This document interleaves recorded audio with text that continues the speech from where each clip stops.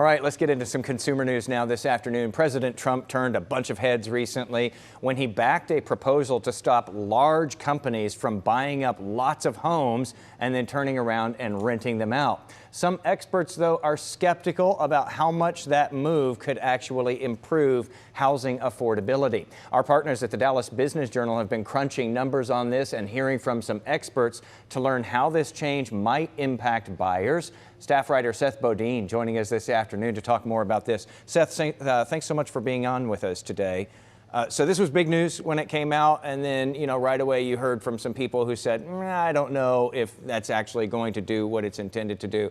So let's talk about why there is skepticism right now that a ban on these large investors buying homes would have much of an impact here in DFW specifically. Right. I mean, I could see why people would be concerned about something like this. You're talking about a big company, the notion of a big company buying a bunch of homes, theoretically dwindling the supply of housing for a would-be home buyer. Mm-hmm. However, when I talk to experts, they say, well, this is actually, the majority of investors that buy homes are actually small mom and pop, small to medium size investors rather than this, these large institutional home buyers. So they're saying that, okay, you wipe out that section of investors, well, you're still going to have the small, to medium size home investors that could just step in instead. And also this could also mean that if there's more of a pool, if that buyer base is taken out and homes are still expensive, well, maybe builders will just slow down as supply, opens up more. So the threat of unintended consequences there when you start changing how things are done. Let's talk about how many homes that investor buyers purchase here in DFW. How big of a deal is that? Right. I mean, from about 2021 to towards the end of 2025, investors bought about 30% of homes. Now, when we look into the larger pool, most of those are smaller investors. Large investors, we're talking about people who buy or who own 1,000+ homes and are buying up, neighborhoods and so forth. That's a smaller percentage, about 7%. Okay. So when you're talking with experts about this and they're looking at this, particular edict that has come from the White House on this, and they're thinking, well, I'm a little skeptical of whether that's actually going to move prices down significantly or increase supply significantly.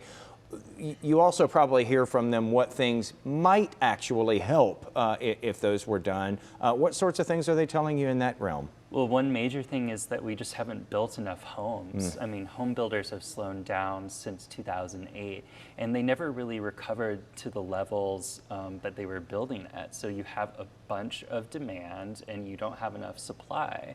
On top of that, there's factors that, home prices have just risen a ton. So you don't have a lot of diversified supply. You have higher prices. You have higher interest rates. So there's a lot of factors all working together. But, when experts are talking about, okay, what would actually bring affordability down? Well, we just need more supply overall.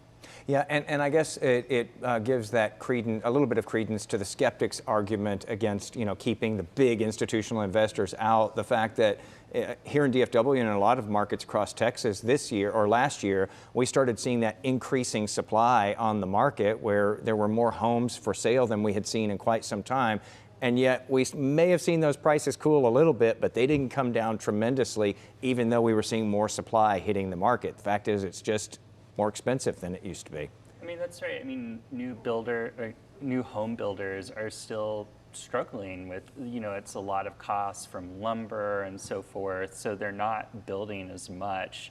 They're scratching and clawing for these buyers to get enough affordable price, offering concessions, rate buy downs, for example. So it's just a lot of working in the market. The affordability is a big problem. Yeah, I know there were a lot of frustrated buyers last year. We'll see if 2026 ends up being a little bit friendlier for them. Seth, thanks so much for being on with us today. Thank you.